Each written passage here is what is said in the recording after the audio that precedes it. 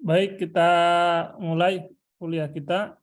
Bismillahirrahmanirrahim. Assalamualaikum warahmatullahi wabarakatuh. Waalaikumsalam warahmatullahi wabarakatuh. Alhamdulillah alamin. Puji syukur kita panjatkan kehadirat Allah Subhanahu wa taala pada hari ini, pada sore hari ini kita bisa bertemu kembali pada perkuliahan literasi media dan digital. Kita sudah masuk ke pertemuan terakhir ini ya, pertemuan ke-14 ya, setelah atau pertemuan ke-7 setelah UTS. Mudah-mudahan teman-teman semua dalam keadaan sehat walafiat, ya ada kurangan satu apapun. Mudah-mudahan sudah pada makan siang. Yang belum makan siang silakan sambil makan siang. Yang sudah makan siang silakan bisa sambil ngemil, sambil ngopi, yang ngeteh atau yang lainnya. Baik, kita lanjutkan kuliah kita ya di pertemuan terakhir ini terkait dengan literasi digital. Sebelumnya kita sudah bahas tentang rezim pengawasan di era digitalisasi ya. 3 materi sebelumnya ya,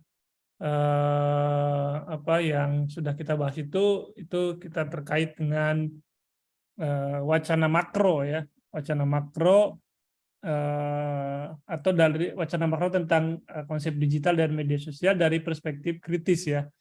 Jadi lebih banyak pada usaha kita melakukan kritik terhadap wacana digital dan media sosial yang berkembang, atau paling tidak memberikan wacana alternatif ya terkait dengan pandangan terhadap dunia digital dan media sosial.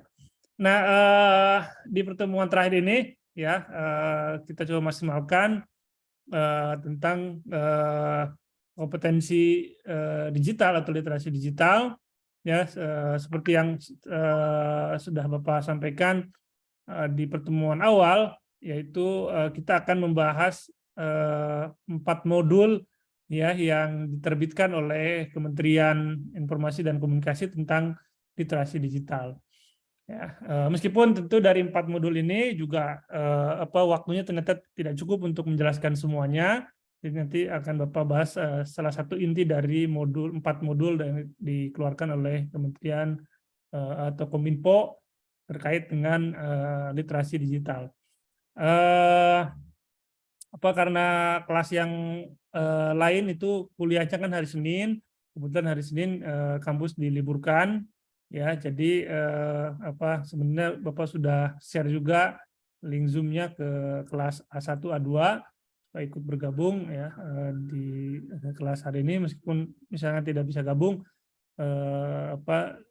ini kuliahnya sedang direkam yang nanti akan Bapak diupload di YouTube ya, nanti bisa didengarkan supaya nanti teman-teman semuanya mendapatkan materi yang sama untuk materi pada saat ujian nanti ya, atau UAS nanti. Baik, Bapak share dulu materinya. Bapak sudah kelihatan PPT-nya? Sudah, Pak. Sudah ya. Baik, kita mulai ya. Nah, kita tahu bahwa perkembangan teknologi, kemajuan teknologi ini tidak bisa dicegah ya, tidak bisa cegah oleh siapapun, termasuk oleh negara-negara. Ya, meskipun kemarin kita sempat diskusi bahwa ada beberapa negara yang tidak berkenan membuka akses atau tidak berkenan untuk membuka perusahaan media sosial, tapi teknologi internet itu tidak bisa lagi dicegah ya, sehingga teknologi internet ini masuk ke semua negara di semua pelosok ya, sehingga setidaknya kemajuan teknologi ini ya hampir merata ya dialami oleh semua negara yang ada di dunia ini, termasuk di Indonesia ya. Di Indonesia juga pada akhirnya juga menerima teknologi baru itu, internet sudah masuk ke negara kita ya. Tinggal kemudian bagaimana mengelola internet ini, bagaimana pemerintah menyusun tata kelola internet, termasuk juga kemudian memberikan panduan-panduan pada masyarakat bagaimana menggunakan internet dengan baik. Ya. Nah, oleh karena itulah ya karena kemajuan teknologi internet tidak bisa dicegah, tidak bisa ditawar-tawar, tidak bisa diabaikan dan seterusnya, maka pemerintah juga kemudian akhirnya membuat kebijakan ya dengan meluncurkan atau mengeluarkan apa yang disebut roadmap atau peta jalan literasi digital nasional. Ya, akhirnya pemerintah membuat program tentang literasi digital secara nasional untuk seluruh warga negara Indonesia. Karena internet sudah masuk ke seluruh wilayah di Indonesia, meskipun tadi sebagian masih ada yang belum terkoneksi. Tadi mayoritas kemarin 73% atau sekitar kurang lebih 80% internet itu sudah masuk, sudah diterima oleh masyarakat Indonesia, dan masyarakat Indonesia juga sudah terkoneksi pada internet. Maka mau nggak mau pemerintah harus membuat program yang bisa menyeluruh, yang bisa diterima oleh semua masyarakat. Nah, maka pemerintah membuat apa yang disebut dengan roadmap, peta jalan literasi digital nasional. Mungkin sebagian baru mendengar istilah ini. Jadi pemerintah banyak sekali punya roadmap ya untuk setiap program, untuk setiap kementerian, ya entah itu dari Kementerian Keuangan, Kementerian Pendidikan, Kementerian Industri, Transportasi,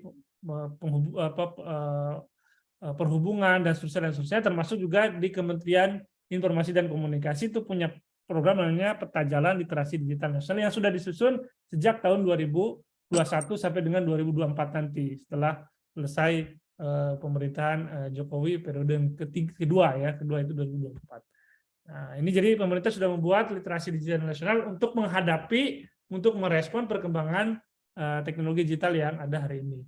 Ya, nah kalau dilihat gambarnya, ya peta jalannya seperti ini. Ini puncaknya itu adalah digital nasional digital nasional Indonesia. Dengan tagline-nya itu bermartabat, berkeadilan, dan berdaya saing. Ya, bermartabat, berkeadilan, ya merata, proporsional, dan berdaya saing, punya daya tawar, ya posisi tawar, tidak sekedar sebagai konsumen tapi juga sebagai produsen. Nah, kemudian ditopang oleh 3 unsur, yaitu pemerintahan digital, pemerintahan yang digital, ya, dan ini sedang terus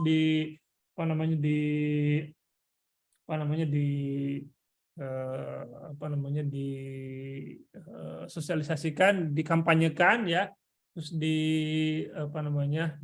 terus-menerus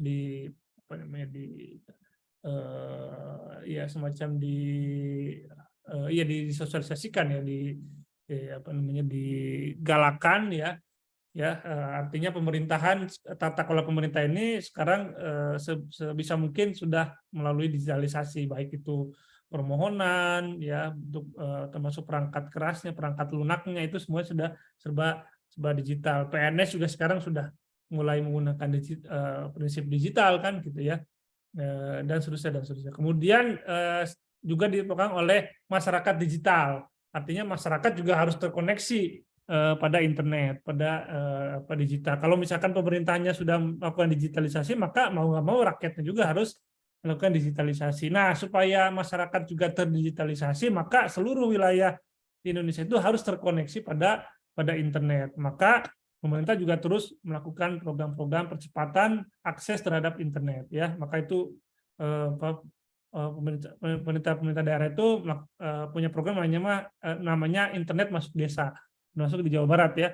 Jawa Barat juga ada program Internet Masuk Desa. Jadi pemerintah harus memastikan semua masyarakat Indonesia, semua rakyat Indonesia itu sudah terkoneksi pada internet, ya. Nah, kemudian yang ketiga itu ditopang oleh namanya ekonomi digital, ya. Jadi salah satu akses dari kemajuan teknologi ini, masuknya era digital ini adalah salah satunya supaya menggerakkan apa yang disebut dengan ekonomi digital, ya. Jadi ekonomi digital itu harus menghasilkan apa namanya, kesejahteraan bagi masyarakat. Nah, salah satunya dengan tumbuhnya ekonomi yang berbasis pada digital. Jadi harus menghasilkan apa yang disebut dengan ekosistem digital. Ya. Nah, jadi masyarakat itu bisa sejahtera dengan adanya teknologi digital. Nah, kemudian untuk digitalisasi pemerintah itu paling tidak harus menghasilkan harus memunculkan dua program utama. Yang pertama adalah terkait dengan regulasi dan kebijakan. Jadi pemerintah ada di wilayah itu. Pemerintah ada di wilayah terkait dengan regulasi dan kebijakan. Menyusun regulasi kebijakan terkait dengan tata kelola digital. Bagaimana pemerintah harus membuat regulasi yang bisa mengakomodir semua stakeholder termasuk rakyat. Seperti yang kemarin kita sempat singgung, misalnya ketika ada perusahaan-perusahaan media sosial yang masuk ke kita, ya pemerintah harus membuat regulasi. Paling tidak misalnya perusahaan-perusahaan itu memberikan benefit kepada masyarakat, pemerintah kepada masyarakat kita, misalnya dengan menyediakan lapangan pekerjaan, misalnya memberikan perlakuan-perlakuan yang spesial buat masyarakat Indonesia misalnya, ya. Nah, itu harus dibuat, termasuk juga memberikan sanksi-sanksi jika misalkan perusahaan-perusahaan itu melanggar regulasi yang sudah dibuat oleh pemerintah, misalnya itu ya. Nah, ini wilayahnya wilayah wilayah pemerintah buat regulasi kebijakan. Termasuk misalnya di kalangan media massa kan konvensional gitu ya, karena hadirnya mereka ini sedikit banyak mempengaruhi ekosistem bisnis media, mereka juga kemudian memberikan masukan, misalnya pemerintah harus membuat regulasi yang mengatur, misalnya kalau ada berita-berita yang dibuat oleh media kemudian diupload, di-share di Facebook atau media sosial lainnya, itu kemudian memberikan sekian persen iklannya kepada media yang kemudian dikutip oleh atau di-share oleh media sosial tersebut. Nah, ini sedang diwacanakan ya, meskipun kurang tahu ini akan diterima atau tidak usulan-usulan dari teman-teman media. Kemudian termasuk pengendalian, mengontrol, begitu sudah dibuat regulasinya, kebijakannya, maka dilihat diikuti atau tidak oleh masyarakat. Termasuk juga misalkan mengatur para pengguna, ya, bukan hanya sekedar perusahaan, juga untuk pengguna, ya. Jika ada pengguna media sosial yang melakukan pelanggaran, ya harus dihukum seterusnya. Kan sekarang misalnya terkait dengan hoax dan seterusnya, kan itu belum ada regulasinya, itu masih menggunakan undang-undang IT ya, ITE gitu ya, IT misalnya ya. Nah, padahal kan itu kan sebenarnya untuk transaksi digital ya, bukan untuk pengguna media sosial. Nah, ini perlu dibuat. Kemudian untuk masyarakat digital, nah ini ada ditopang oleh 3 unsur. Yang pertama adalah infrastruktur, ya, bagaimana mereka kemudian bisa mengakses pada internet, kemudian mereka bisa menggunakan aplikasi, ya, bisa mengakses aplikasi, dan juga bagaimana mereka melakukan aktivitas digital. Nanti kita akan bahas pada bagian ini. Sementara untuk ekonomi digital, bagaimana mereka menyiapkan SDM yang terampil di dalam menggunakan aplikasi digital, kemudian harus ada teknologi penunjangnya untuk SDM ini berkembang, dan juga melakukan riset dan inovasi. Nah, ini mungkin salah satu bagian dari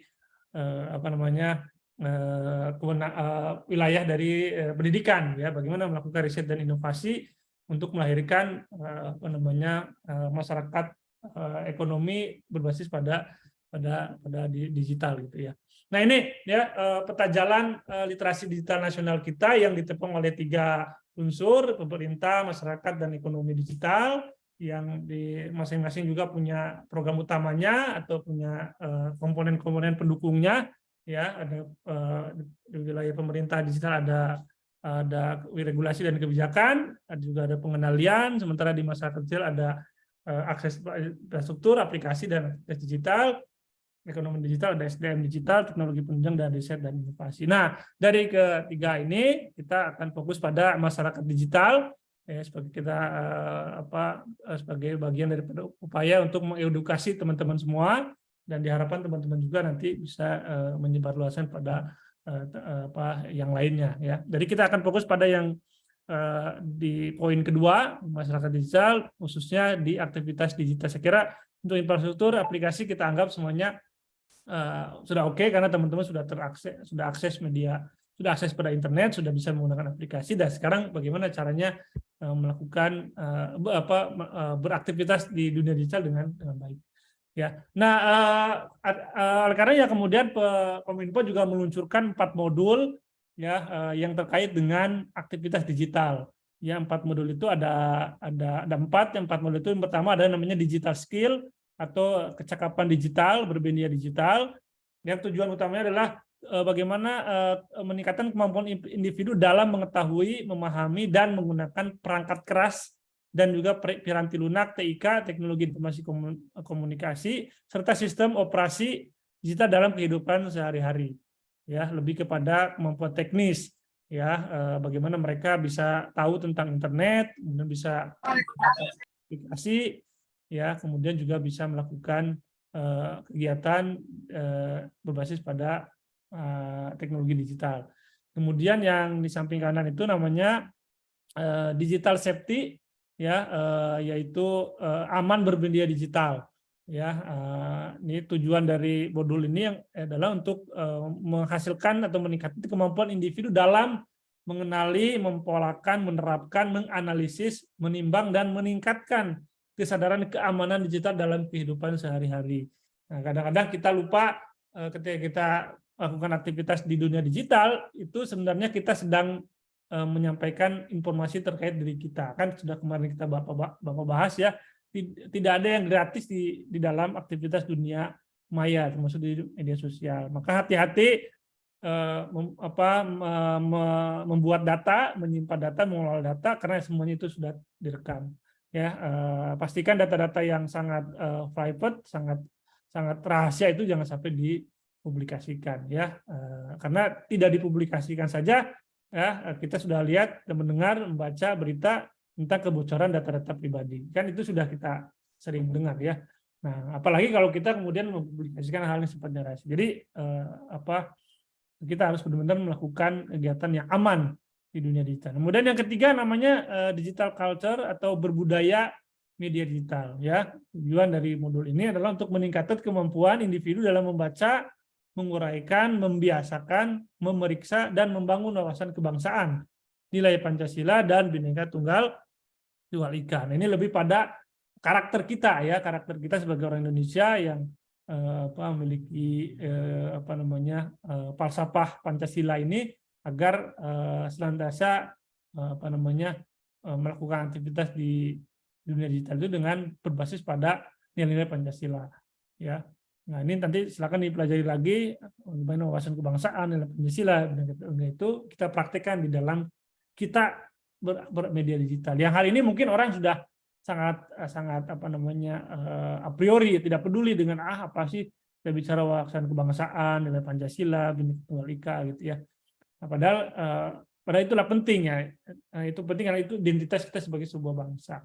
Nah, ini yang mulai hilang di beberapa tahun terakhir, dan maka ini pemerintah kemudian meluncurkan program berbudaya di media digital. Dan terakhir itu namanya disebut dengan digital ethics atau etis bermedia digital. Nah, di modul ini tujuannya adalah untuk meningkatkan kemampuan individu dalam menyadari, mencontohkan, menyesuaikan diri, merasionalkan, mempertimbangkan, dan mengembangkan tata kelola etika digital. Ya, nah ingat ya, dimanapun kita beraktivitas, ya termasuk juga di dunia media sosial, itu kita harus mengingat namanya etika. Ya, manusia itu terikat salah satu dengan etika. Kita dimanapun harus punya etika, ya, termasuk di dunia media sosial dan digital itu kita harus menegakkan etika. Orang mungkin nggak peduli dengan etika, tapi kita harus peduli dengan etika. Karena etika itu yang akan membuat kita itu menjadi hati-hati dalam beraktivitas. Kalau misalnya kita tidak lagi mempertimbangkan etika, tidak lagi mengindahkan, memperhatikan namanya etika, maka yang terjadi adalah kekacauan. Ya, apa yang kita lakukan itu selain berdampak pada diri kita juga berdampak pada orang lain.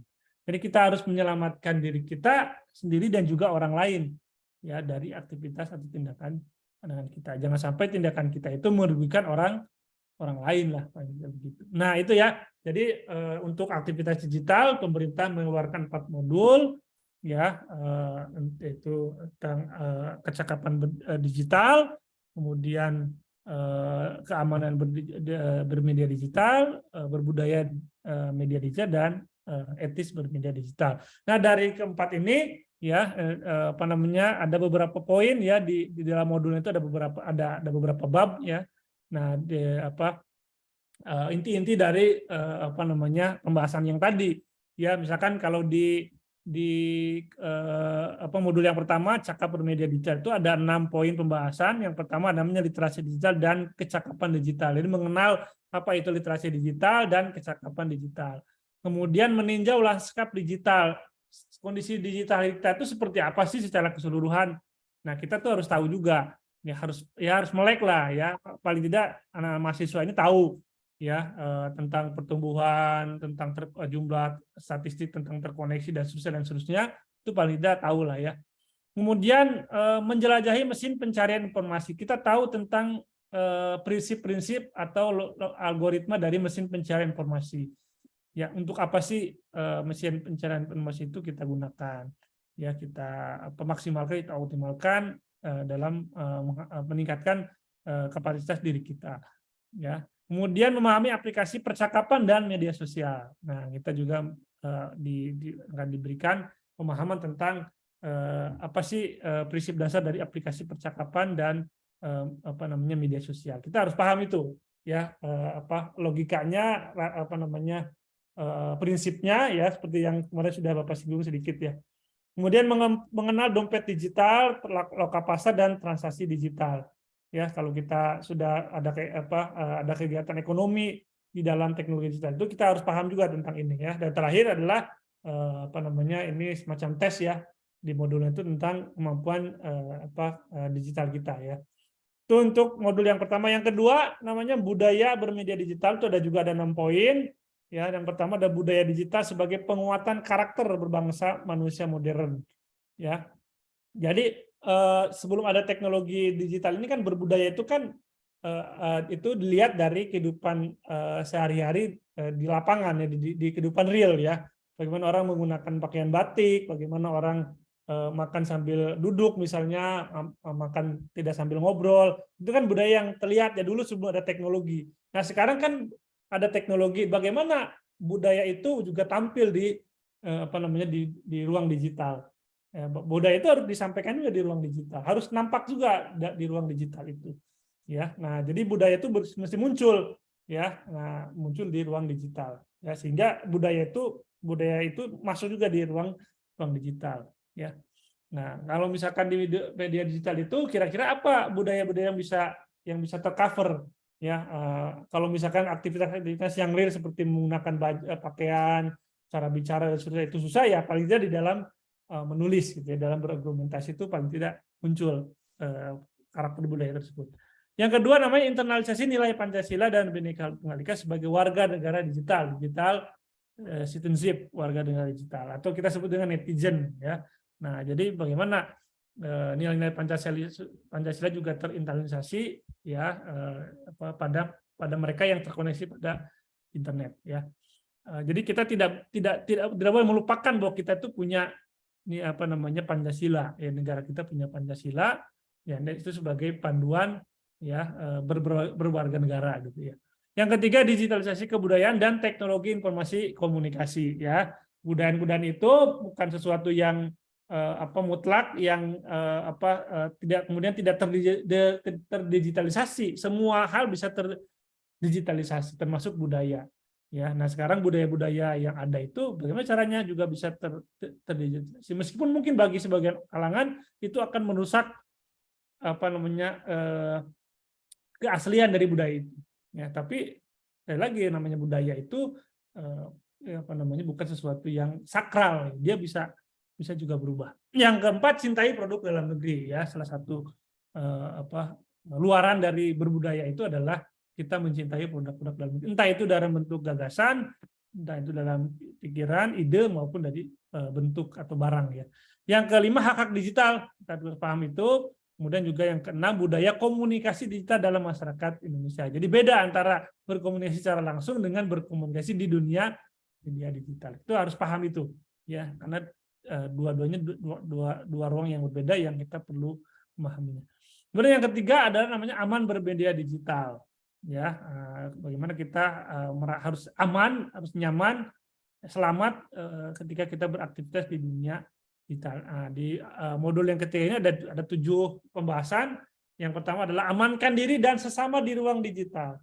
Ya, kita jangan berpikir egois ya hanya untuk kepentingan kita sendiri, hiburan kita sendiri, ego kita sendiri, tapi juga kita harus memikirkan orang lain. Begitu kita sebelum kita mengupload konten tertentu, kita harus berpikir ini kira-kira merugikan buat orang lain. Begitu kita mau membuli orang di media digital itu, kita harus mikirin ini kalau ini kira-kira akan berdampak negatif nggak sama orang yang kita bully. Nah, kita harus berpikir ke sana.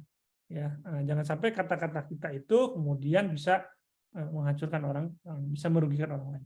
Memproteksi perangkat digital, bagaimana kita kemudian memproteksi diri kita dalam menggunakan digital ya.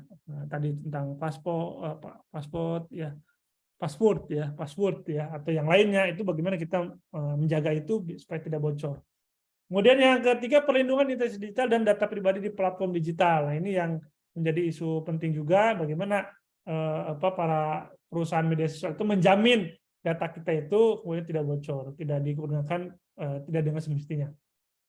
Kemudian yang keempat, memahami dan menghindari penipuan digital. Ya, beberapa waktu yang lalu saya kira teman-teman sudah dengar beritanya ya, tentang mahasiswa-mahasiswa di perguruan tinggi yang terkena pinjol, terjerat pinjol ya. Nah, ini juga bagian dari itu, bagaimana kita menghindari supaya kita tidak terjebak atau menjadi korban dari kejahatan digital tadi. Ya.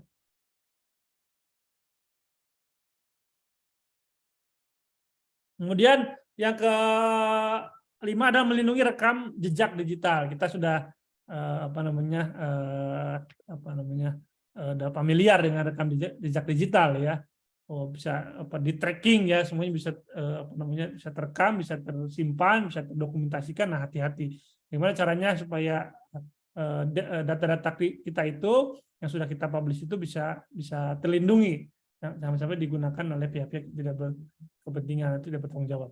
Keamanan anak di platform digital, nah ini juga penting, isu penting ya, karena akses internet itu sekarang bukan hanya orang dewasa yang bisa, tapi juga anak-anak. Bahkan anak-anak juga sudah main medsos ya, main medsos, maka menjadi influencer, menjadi aktor gitu ya. Nah, ini juga perlu diperhatikan ya. Mungkin bagi teman-teman sekarang belum punya anak ya, tapi kan teman-teman juga punya adik ya. Nah, kalau teman-teman punya adik ya yang sudah aktif di media sosial, nah itu perlu perlu diedukasi. Dan terakhir adalah tantangan keamanan digital.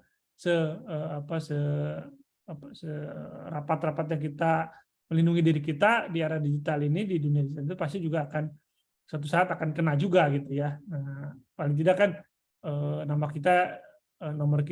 kita digunakan untuk melakukan penipuan di atas nama gitu kan. Padahal kita mungkin merasa tidak melakukan itu gitu, dan kita merasa aduh orang dapat data dari mana ya. Nah, kan kadang-kadang begitu ya. Ternyata tiba-tiba orang bisa gitu ya melakukan penipuan menggunakan atas nama kita sendiri gitu. Nah, ini juga menjadi bagian yang perlu kita pelajari. Dan yang terakhir adalah etis bermedia digital ya. Nah, ada bab satunya ada pengantar modul etis bermedia digital terkait dengan konsep media etis atau etika di dalam media digital. Kemudian ada bab namanya ayo bercerita tentang tantangan netiquette masyarakat digital. Ini belum Bapak pelajari betul ya, namanya netiquette itu seperti apa ya. Kemudian ada waspadai konten negatif. Nah, ini ya. Kita punya hak untuk hanya menerima konten yang positif. Nah, maka hati-hati jika muncul konten negatif, jangan sampai kita terpengaruh atau kita terkena dampak dari konten negatif ini. Jadi kita harus betul-betul memilih konten-konten apa saja yang berhak masuk kepada platform kita ya. Kemudian interaksi bermakna di ruang digital, kita harus punya interaksi yang bermakna, bukan sekedar interaksi seperti robot atau interaksi yang ngawur ya, tapi kita harus melakukan interaksi yang bermakna di ruang Artinya salah satu makna bermakna itu adalah memberikan manfaat, ya, memberikan efek positif bagi kita, bagi pengembangan intelektual kita, ya. Yuk kita berinteraksi dan bertransaksi secara bijak, ya. Ini juga menjadi kata kunci penting, bijak, ya, harus bijak, ya. Kita menggunakan media sosial dengan bijak sesuai dengan kepentingan kita. Dan yang terakhir adalah juga ini menjadi kata kunci yang harus kita garis bawahi, media digital tidak mengubah human being, kemanusiaan kita, ya. Digital memang ditujukan untuk mempermudah kehidupan manusia, ya, tapi bukan untuk menghilangkan kemanusiaan. Nah, ini yang seringkali dilupakan orang, ya, bermedia digital seolah-olah menghilangkan kemanusiaan, sehingga kita menjadi orang brutal di media sosial, sehingga kita seolah-olah tidak punya rule, tidak punya hukum, norma, kita tidak mempublikkan itu, kita seolah menjadi orang yang bebas. Kenapa? Padahal, ya, bermedia digital itu tidak harus menghilangkan kemanusiaan kita. Nah, dari 4 modul ini, ya, Bapak fokus ke etika media digital. Di etika media digital ini Bapak fokus meng-highlight bab yang nomor terakhir, yaitu media digital sebagai human being, sebagai tidak boleh mengubah tentang kemanusiaan kita, ya, sebagai inti dari kuliah kita, ya. Nah, di bab ke-6 ini, di media digital tidak mengubah human being, itu ada beberapa poin yang perlu teman-teman atau perlu kita catat. Yang pertama, kehadiran internet dalam kehidupan bukan sekedar perayaan teknologi, namun juga manfaatnya yang harus bagi kehidupan manusia, ya. Bukan sekedar ini teknologi canggih, tapi juga dia harus memberikan manfaat bagi kita, bagi kehidupan manusia. Yang kedua, internet memungkinkan kita membangun jaringan yang hampir tak terbatas. Dan kolaborasi terwadahi, ya, begitu luas, merentang ruang dan waktu, melintasi batas-batas negara dan budaya. Ya, dengan internet kita bisa membangun jaringan itu. Teman-teman silakan gunakan itu untuk membangun jaringan, baik dengan sama mahasiswa atau juga dengan yang lain, sama mahasiswa Indonesia tapi juga mahasiswa luar. Semua anugerah itu juga bisa menjadi bencana manakala teknologi hanya bisa mengendalikan kita, ya, manusia tanpa jiwa-jiwa yang beretika. Nah, itu ya catatannya, jangan sampai kecanggihan yang oleh teknologi, ya, oleh digital ini, jangan sampai kemudian berbalik menjadi bencana ketika kita merasa menjadi orang yang tidak pernah terikat pada etika. Nah, ini sesuatu yang tidak boleh kita lakukan, ya. Kecanggihan teknologi itu jangan sampai membuat kita lupa bahwa kita itulah manusia yang beretika, ya, termasuk di dalam berinteraksi di dalam media digital. Etika hadir sebagai seorang bijak yang mengingatkan kembali hakikat teknologi sebagai anugerah bagi manusia. Ya, jadi kalau ada orang yang mengingatkan tentang etika, maka teman-teman harus bersyukur, harus senang, harus bahagia, karena pasti ketika orang mengingatkan etika itu adalah dalam rangka mengembalikan kemanusiaan kita yang mungkin hilang pada saat kita beraktivitas di dunia digital ini. Ya, nah, orang sudah tidak peka, tidak respect dengan orang yang menganjurkan kita beretika. Padahal etika itu adalah pengingat kita sebagai seorang manusia. Teknologi digital mesti disyukuri sebagai anugerah. Oleh karenanya, dia harus digunakan untuk mengangkat derajat kemanusiaan, bukan sebaliknya menghancurkan derajat kemanusiaan itu sendiri. Ya, ini sangat penting nih, sangat harus perlu diingat oleh teman-teman. Ya, digital itu adalah untuk mengangkat derajat kemanusiaan kita. Ya, bukan sebaliknya menghancurkan derajat kemanusiaan kita. Kita harus mengangkat harkat martabat derajatnya sebagai seorang manusia. Maka buatlah konten, buatlah caption yang mengangkat derajat kemanusiaan kita, bukan menghancurkan. Ya, kita tentu sangat prihatin kalau kita lihat konten-konten di media sosial, entah itu di Facebook, di Instagram, di YouTube, di TikTok itu justru yang menghilangkan derajat kemanusiaan kita. Dia bercerita tentang hal-hal yang sifatnya itu private. Ya, yang itu harusnya hanya dikatakan oleh dia sendiri, tapi sekarang diceritakan dan seterusnya. Itu kan bukan mengangkat derajat, tapi menghancurkan derajat kemanusiaan itu sendiri. Ya. Nah, ini sangat disayangkan. Edukasi digital ditawarkan sebagai pedoman menggunakan berbagai platform digital secara sadar, tanggung jawab, berintegritas, dan menjunjung nilai-nilai kebajikan antar insan dalam menghadirkan diri, kemudian berinteraksi, berpartisipasi, bertransaksi, dan berkolaborasi dengan menggunakan media digital. Ya, jadi etika bermedia digital ini ditawarkan sebagai pedoman kita beraktivitas dengan bijak tadi di dunia media digital dalam rangka untuk mengangkat kemanusiaan kita, bukan menghancurkan kemanusiaan kita. Ya, nah ini jadi penting bagi teman-teman, bagi kita sebagai insan akademis dan akademika bahwa bermedia digital itu tidak boleh menghilangkan kemanusiaan kita, justru harus mengangkat kemanusiaan kita. Maka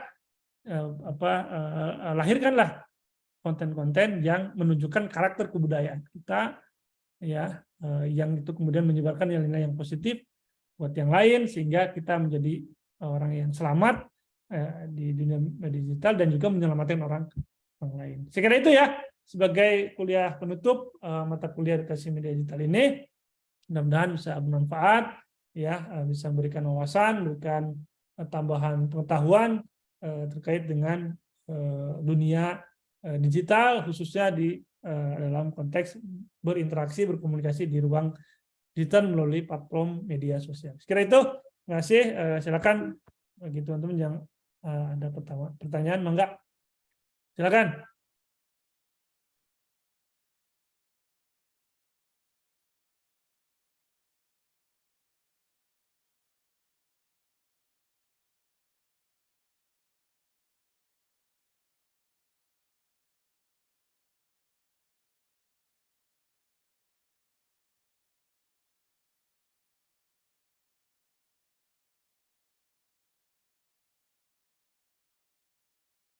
Silakan, ada yang mau tanya nggak?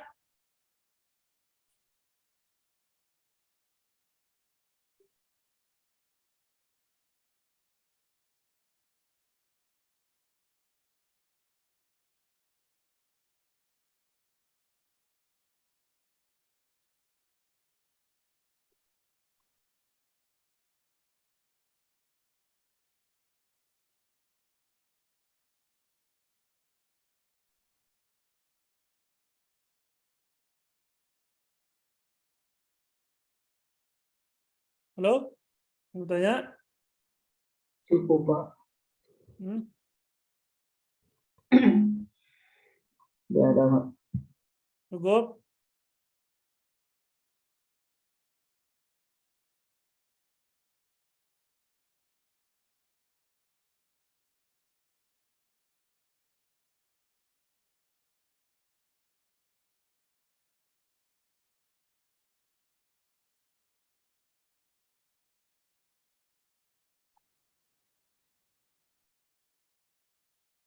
Baik, kalau tidak ada pertanyaan, kita cukup ya untuk kuliah literasi media digital. Jangan lupa tugas kelompoknya dikerjakan, ya, dikumpulkan pada saat jadwal UAS ya. Nanti tanggal berapa ya? Tanggal 11-an ya, tanggal 10 ya. Silakan yang belum punya kelompok, silakan segera buat kelompoknya atau gabung dengan kelompok yang ada, ya, sebagai bagian dari tugas UAS. Kira itu ya. Kalau tidak pertanyaan, sekira itu mudah-mudahan apa yang Bapak sampaikan bermanfaat, dan mohon maaf jika materi masih banyak yang kurang, silakan lengkapi baca pengetahuannya dengan membaca referensi-referensi yang sudah Bapak tawarkan di pertemuan pertama ya, di PPT yang pertama. Silakan dicek lagi, di situ ada beberapa referensi yang teman-teman bisa baca untuk melengkapi pengetahuan tentang literasi media dan digital. Setelah itu, terima kasih. Assalamualaikum warahmatullahi wabarakatuh. Waalaikumsalam warahmatullahi wabarakatuh. Terima kasih Bapak. Sama-sama. Terima kasih Bapak.